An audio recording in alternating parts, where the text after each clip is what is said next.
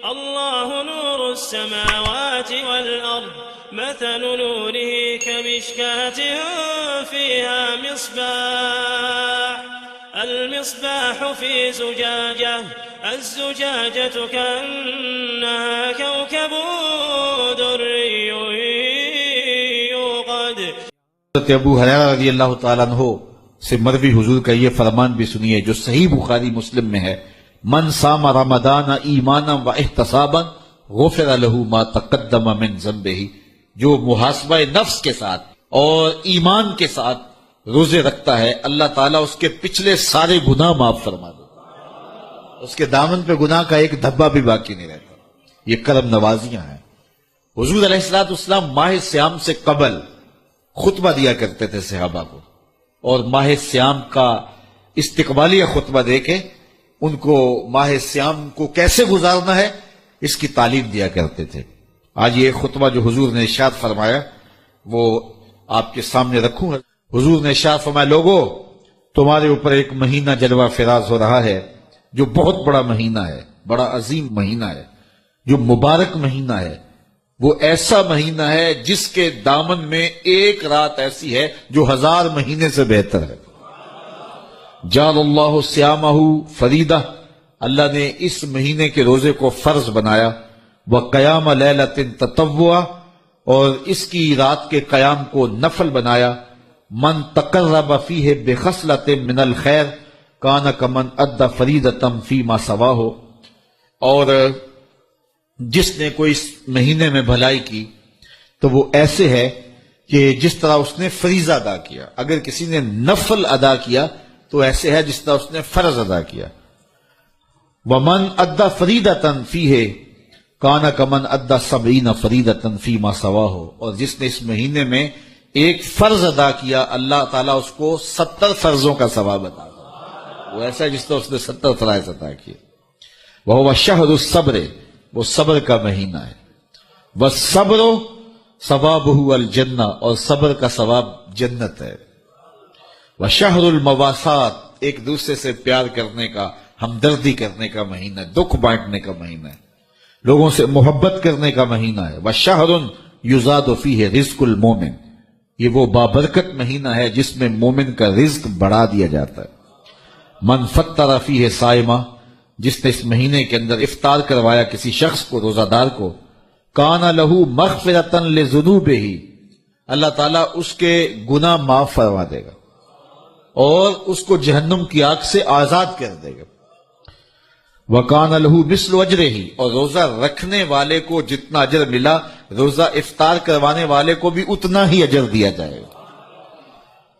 من غیر ان ينتقص من اجرہ شیئا، روزہ رکھنے والے کے اجر میں کسی کمی کے بغیر اس کے اجر میں بھی کوئی کمی نہیں ہوگی، روزہ افطار کرانے والوں کو بھی پورا پورا اجر دے دیا جائے. قلنا یا رسول اللہ صلی اللہ علیہ وسلم، صحابہ فرماتے ہیں ہم نے عرض کی اے اللہ کے پیارے حبیب، لیسا کلنا ناجد ما نفطر بہ الصائم، ہم میں سے سارے تو ایسے نہیں ہیں کہ جو روزہ دار کو روزہ افطار کروا سکے. غریب لوگ بھی ہیں، مسکین لوگ بھی ہیں، تو سارے لوگ تو ایسے نہیں ہیں. تو حضور نے کیا ارشاد فرمایا سنیے: فقال رسول اللہ صلی اللہ علیہ وسلم یؤتی اللہ ھذا الثواب، اللہ تعالیٰ یہ روزہ افطار کروانے کا ثواب عطا کرتا ہے. من فطر صائما، جو کسی کو افطار کروائے علی مذقۃ لبن، دودھ کے ایک گھونٹ سے، او تمرۃ، یا ایک کھجور سے، او شربۃ من ماء، یا پانی کے ایک گھونٹ سے. لازمی نہیں ہے کہ بہت سموسے پکوڑے بہت کچھ پڑے ہوئے ہوں اور بڑی فرنیاں شرنیاں ہوں، نہیں، اگر صرف ایک گھونٹ پانی کا پلا دیا، ایک لسی کا گھونٹ پلا دیا، ایک کھجور کھلا دی، تو حضور نے ارشاد فرمایا اللہ اس کو بھی پورا روزہ افطار کرنے کا ثواب عطا فرمائے. اور آگے فرمایا واشبع صائمن، اور جس نے سراب ہو کے کھلایا، اس کو صحیح پوری فل افطاری کروائی، تو اس کا اجر کیا؟ سقاہ اللہ من حوضی شربتا لا یظمأ حتی یدخل الجنہ، حضور فرمایا اللہ اس کو حوض کوثر سے جام پلائے گا یہاں تک کہ وہ جنت میں داخل ہو جائے گا، اور جنت میں داخل ہونے تک 50,000 سال کا دن ہوگا، اس کو دوبارہ پیاس بھی نہیں لگے گی. جب جام کوثر مل گیا، جس نے ایک گھونٹ میں پی لیا، اس کو پھر پورا حشر کا دن پیاس نہیں لگے گی۔ وَهُوَ شَهْرٌ أَوَّلُهُ رَحْمَةٌ، فرمایا یہ وہ مہینہ ہے جس کا پہلا عشرہ رحمت ہے، وَأَوْسَطُهُ مَغْفِرَةٌ، اور جس کا درمیان والا حصہ مغفرت ہے، وَآخِرُهُ عِتْقٌ مِّنَ النَّارِ، اور آخری عشرہ جہنم سے آزادی کا پروانہ ہے۔ اور آگے ارشاد فرمایا وَمَنْ خَفَّفَ عَنْ مَمْلُوكِهِ فِيهِ، جس نے اپنے مزدور کو، اپنے غلام کو، اپنے ملازم کو، اپنے ماتحت کو نرمی کی، اس سے تھوڑا کام لیا، غفر اللہ لہو وآتقہ من النار، اللہ اس کے گناہ بھی بخش دے گا اور اس کو جہنم کی آگ سے آزادی بھی عطا فرمائے۔ تو یہ وہ بابرکت مہینہ ہے جو اللہ کی رحمتوں اور کرم نوازیوں کا نور ہے۔ حضور علیہ السلام نے ارشاد فرمایا لِكُلِّ شَيْءٍ زَكَاةٌ وَزَكَاةُ الْجَسَدِ الصَّوْمُ، ہر شے کی زکوٰۃ ہوتی ہے، جسم کی زکوٰۃ روزہ ہے۔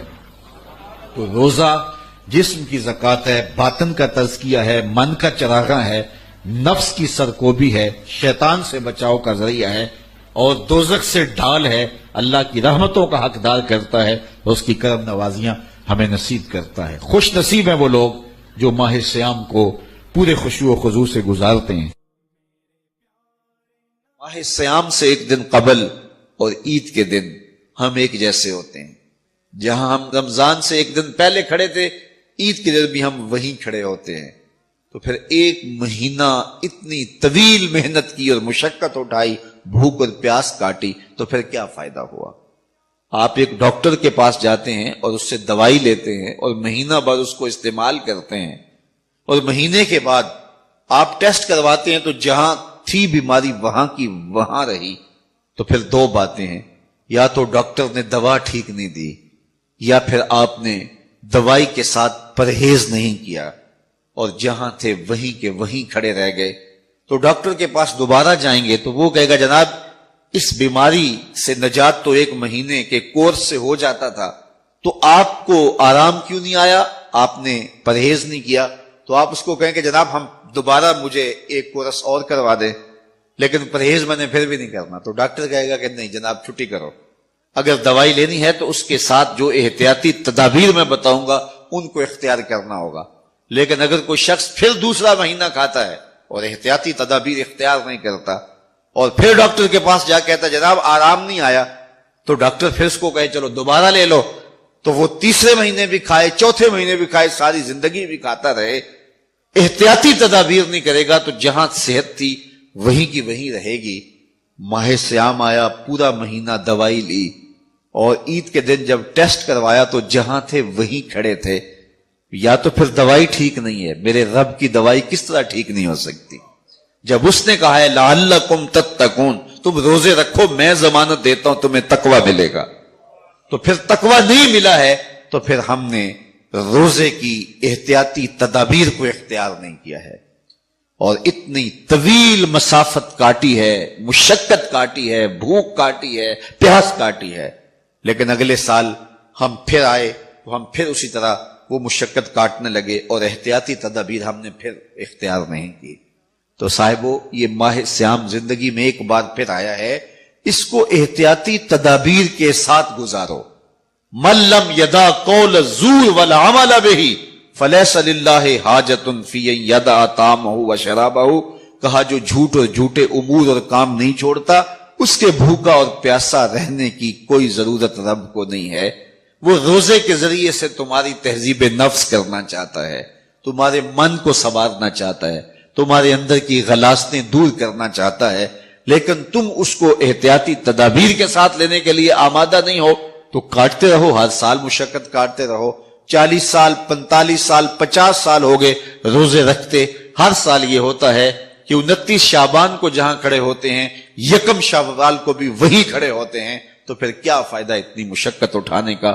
تو ماہ سیام زندگی میں ہمیں ایک بار ملا ہے، ایک بار ذرا اس کو احتیاطی تدابیر کے ساتھ گزار کے دیکھیے تو آپ دیکھیں گے کہ یہ روزہ کس طرح من کے اندر روشنیاں ڈال دیتا ہے اور کس قدر تقوی کا نور نصیب ہوتا ہے۔ تو زندگی میں اس ماہ نور، ماہ سیام رمضان المبارک کو پوری احتیاط کے ساتھ، پورے حزم کے ساتھ اور جو بتائے گئے اصول و ضوابط ہے ان کے ساتھ گزاریے. آنکھوں پہ بھی پہرا بٹھائیے، خیالوں پہ بھی پہرا بٹھائیے، سوچوں کو بھی آوارہ نہ ہونے دیجیے، رزق بھی پاک لیجیے، اور زبان پر بھی کوئی ایسا جملہ نہ آنے پائے جو رب کی ناراضگی کا سبب ہو، خیال بھی نہ بھٹکے، نظر بھی نہ بہکے، اور ایک ایک عمل زندگی کا خوبصورت ہو، منظم ہو، مرتب ہو، اور ادھر 30 روزوں کی بھوک ہو. اور پھر نتیجہ کیا ہوگا؟ میرے رب نے وعدہ دیا ہے لعلکم تتقون، تمہیں تقوی کا نور نصیب ہو جائے گا. تمہاری زندگی ایک عجیب کیفیت میں ڈھل جائے گی اگر تم روزے کو اس کی حقیقت کے ساتھ گزارو گے.